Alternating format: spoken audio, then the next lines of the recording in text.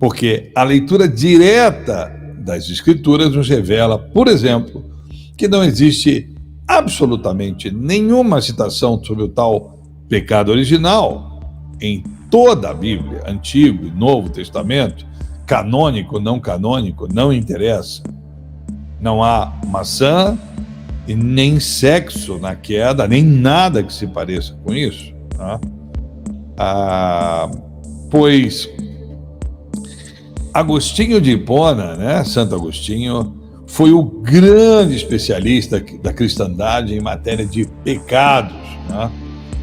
Ele dedicou a sua vida e obra a um processo pseudo-filosófico de confissão de pecados, como uma espécie de contínua crise existencial, que culmina com suas confissões, né? A sua obra mais famosa, escrita no apagar das luzes do século IV. Essa obra, sua mea-culpa, transcende em um pecado bem maior e inescrutável que atingiria toda a humanidade, o pecado original. Agostinho nos torna todos pecadores.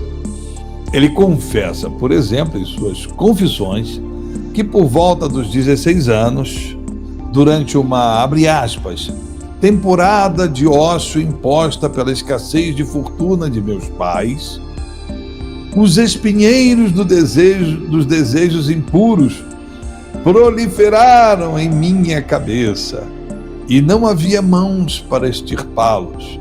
Fecha aspas.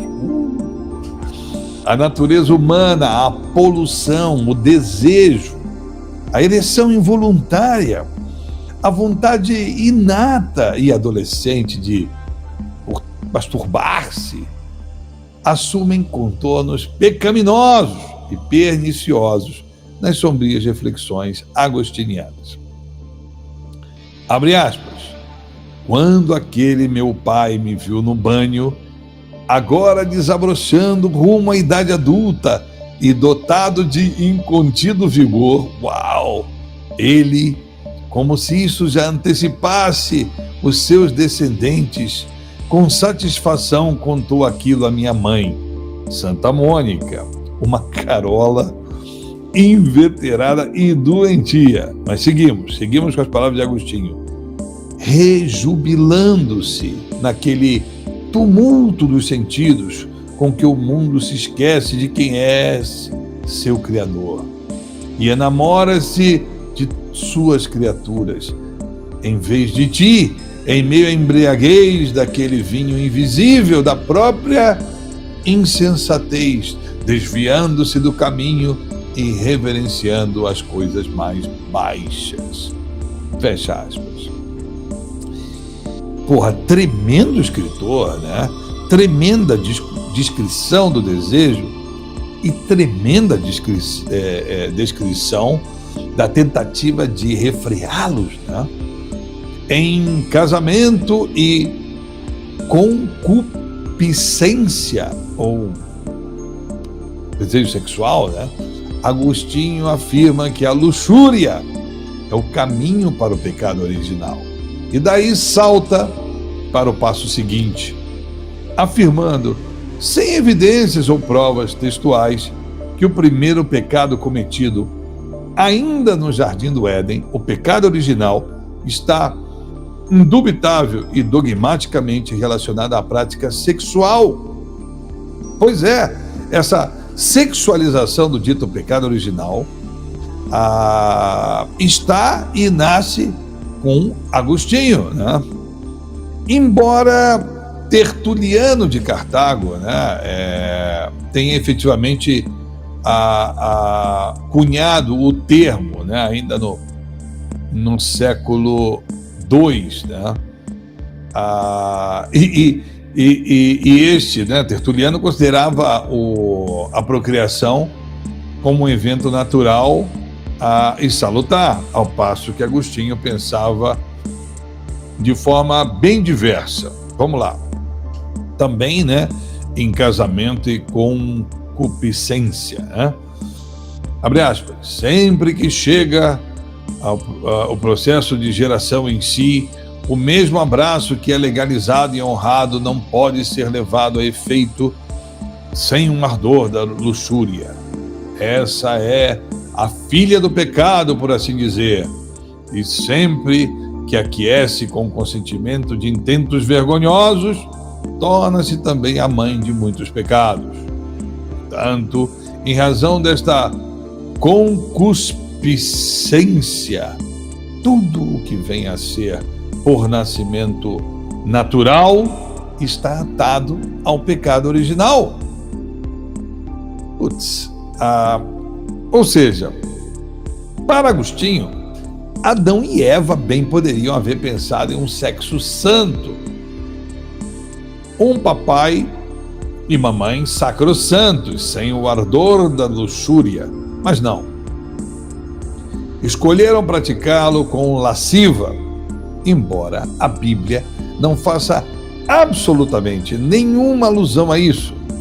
Mas Agostinho não deixa a escolha ao casal de pombinhos bíblicos, já que os seres humanos, em sua concepção, só estão livres para pecar. Palavras de Agostinho, entre aspas, livres para pecar, ok? De corruptione e gratia, da corrupção e da graça. Outra triste obra, triste contribuição, muito triste contribuição de Agostinho.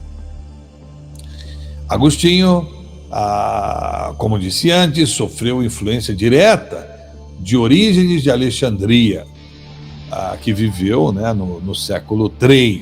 Né? Esse Orígenes foi um dos teólogos mais influentes do cristianismo, né, no século III.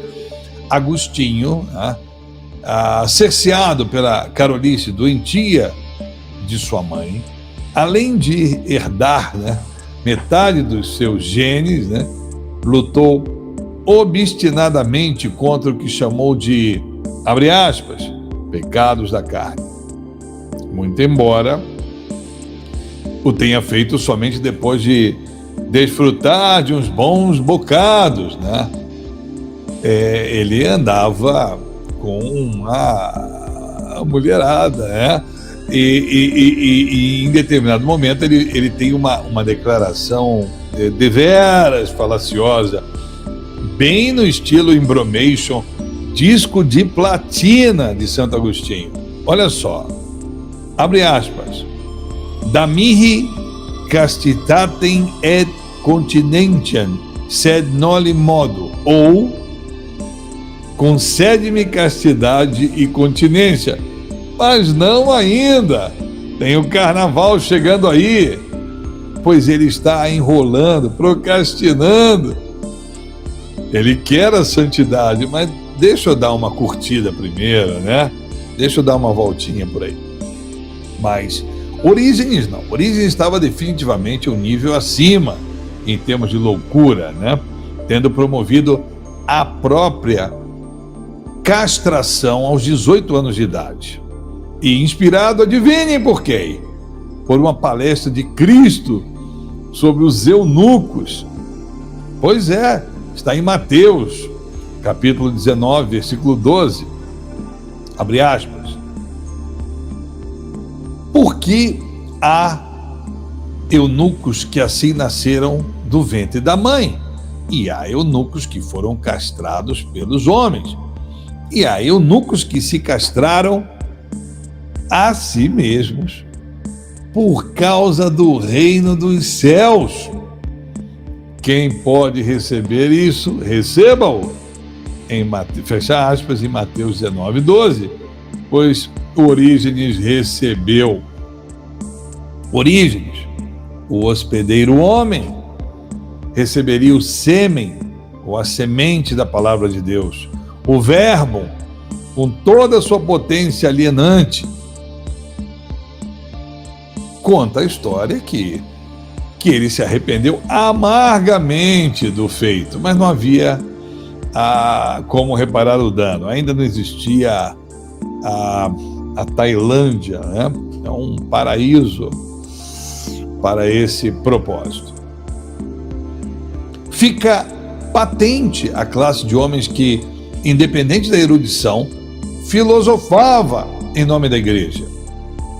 Ainda em suas confissões, Agostinho descreve a amizade como um carinho adúltero e desce mais fundo em seu pântano de culpa, alegando que, abre aspas, olha bem, hein? Todas as relações humanas, mesmo a mais nobre das amizades, são capazes de transmitir o pecado original. Fecha aspas. Podemos especular, considerando que Agostinho define o pecado original como originado pelo ardor da luxúria, enquanto relaciona isso à amizade. Pô, o que seria amizade para o nosso Santo Agostinho? Eu acho que era bem mais do que jogar golfe e tomar umas cervejinhas juntos, né? Veja o que ele diz, abre aspas. O ato ilícito era o mal, e eu o amava. Nada buscava no feito vergonhoso, além da própria vergonha, fecha aspas. Esse cara aprontou bastante, né? Ele tem muita culpa na cabeça. Ele diz ainda que a amizade é demasiado inamistosa. Ela é a culpada de todos os problemas. Abre aspas. A amizade dos homens, unidos por um laço amoroso, é doce por causa da unidade que molda entre muitas almas. Fecha aspas. Após a morte da mãe e de um amigo um tanto quanto íntimo, Agostinho começa a ver o pecado em tudo, de música até a comida, e culpa-se pelo distanciamento de Deus. Abre aspas. A alma comete fornicação, a alma, ao dar as costas para ti, e afastada de ti, procura tamanha pureza e limpidez que não encontra, exceto quando retorna a ti. Fecha aspas. Tudo muito estranho, mas podemos juntar os pontinhos. O santo tem lá os seus pecados inconfessos, então sente culpa, afinal leva os genes da mãe, recalcada e carola, mas também do pai, glutão e lascivo. Desta luta neuropsicológica interior, bem mais razoável do que qualquer tese teológica cínica e falaciosa, decorre uma tremenda confusão, humana, demasiado humana. Bom, mas o tal amigo, morre, assim como sua venerada mãe, e é hora de Agostinho buscar a expiação por seus pecados, levando consigo toda a humanidade. É isso aí, galera. Pois Agostinho também é o responsável pela extensão do dito pecado original a toda a humanidade, incluindo as descendências pregressas, e mais uma vez contrariando a própria Bíblia. Precisamente em Ezequiel, capítulo 18, versículo 20. Olha só, está bem claro. Abre aspas. A alma que pecar, essa morrerá. O filho não levará a iniquidade do pai, nem o pai levará a iniquidade do filho. A justiça do justo ficará sobre ele, e a impiedade do ímpio cairá sobre ele. Ninguém leva o pecado, fecha aspas, em Ezequiel, capítulo 18, versículo 20, ou seja, ninguém paga pelo pecado de ninguém. Já imaginaram as implicações? O pecado original não existe na Bíblia, e não existe chance para o pecado original conceitualmente. Bom, saber que a Bíblia nada diz e nada versa sobre o famigerado pecado original, nem sobre maçãs e nem sobre a suposta conotação sexual da queda, mais tarde endossada por Freud, né, em sua sandice, né, igualmente épica, né? Mas isso é outro papo, né? Ou seja, não existe nenhuma palavra na Bíblia sobre sexo, sobre maçã, sobre pecado original, e muito menos sobre a herança deste dito pecado original, fajuto, sobre todos nós e sobre toda a humanidade. Imaginem as implicações. O próprio sentido de um Cristo Redentor morrendo na cruz para redimir os nossos pecados, os pecados de toda a humanidade, evapora no ar. E não há redenção alguma. O conceito da expiação na morte trágica de Jesus se esvai como poeira no ar. Finitus est. Isso transformaria toda a história da humanidade para sempre, irremediavelmente. Agostinho chega ao disparate de levar sua sina pecaminosa ao belo e puro gesto da amamentação, como Freud fez, né? Freud, Melanie Klein, né? O ato simples e básico, a necessidade essencial de alimentar-se, né? Praticada em todo o reino animal, né? E vejam como Agostinho observa um bebê se alimentando, mamando plácida e serenamente. Olha só, isso está em Confissões. Incrível. E ajeite-se na cadeira para não cair. Abre aspas. Ainda não podia falar e, pálido de ciúmes e amargura, olhava para o irmão que compartilhava o leite materno. Olha a conclusão dele, hein? Ele inferiu que o bebê estava pálido de ciúmes e amargura. E aí ele diz que dificilmente pode ser considerada inocência. Quando a fonte do leite flui em riqueza e abundância, o bebê, né, não suportar que uma parcela vá para o irmão de sangue, que está em necessidade profunda e dependendo para viver exclusivamente daquele determinado alimento. Fecha aspas. Terrível, doentio, ignóbil. Não existe qualquer alusão à ocitocina, por exemplo, responsável pelo estímulo das glândulas mamárias à produção do leite, ou ainda atuando como um poderoso neurotransmissor, induzindo a mãe a um comportamento mais altruísta. Não, nada disso. Agostinho vê apenas sombras em sua caverna intelectual sombria e abre o verbo. Uma perigosa semente, um perigoso sêmen, que muitos males hão causado à humanidade e seguem causando. Por exemplo, no reavivamento freudiano de tais disparates. Todos eles. E Agostinho é seguido de perto por Tomás de Aquino, isso no século XIII. O Dr. Angélicos da Igreja, outro homem obcecado e perturbado pelo recorrente tema do pecado, da culpa, que ele sentenciaria em sua terrível Suma Teológica, também, né, no século XIII. Abre aspas. Quanto aos hereges, dois aspectos devem ser observados. Os incrédulos, né? Um do lado deles, outro do lado da igreja. Do lado deles, há o pecado, razão pela qual merecem não apenas ser separados da igreja pela excomunhão, mas também eliminados do mundo pela morte. Pois é um assunto muito mais grave corromper a fé que vivifica a alma do que falsificar dinheiro que sustenta a vida temporal.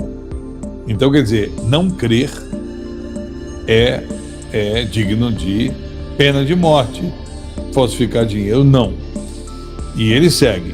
Enquanto os falsários e outros malfeitores, ladrões, assassinos e estupradores, são sumariamente condenados à morte pela autoridade secular, muito mais razão existe para que os hereges, filósofos, pensadores, cientistas, professores, tão logo condenados pela heresia, sejam não apenas excomungados, mas até mesmo submetidos à morte. Fecha aspas e fecha sua boca. Do lado da igreja, temos a condenação ao pensamento, à liberdade de pensamento, e desde o pecado original.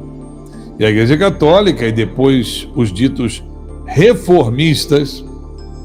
Hoje eu estava vendo um tal de Felipe Luiz, o cara falando cientificamente, porra, bacana pra caramba. Depois ele disse que ele era um cristão reformado. Tá aí, ó, Felipe Luiz, reformista. O cara critica a todo mundo por atitude anticientífica. Ele é impecável quando fala de ciência, mas aí ele se diz cristão reformista. Ele é um cientista e cristão reformista. Ele não percebe o oxímoro, ele não percebe que isso é uma contradição em termos. Pois bem, então os reformistas, né, invocariam a Igreja Católica, e depois os ditos reformistas invocaria a primazia na definição de pecado, e suas respectivas penalidades, com requintes de crueldade, né?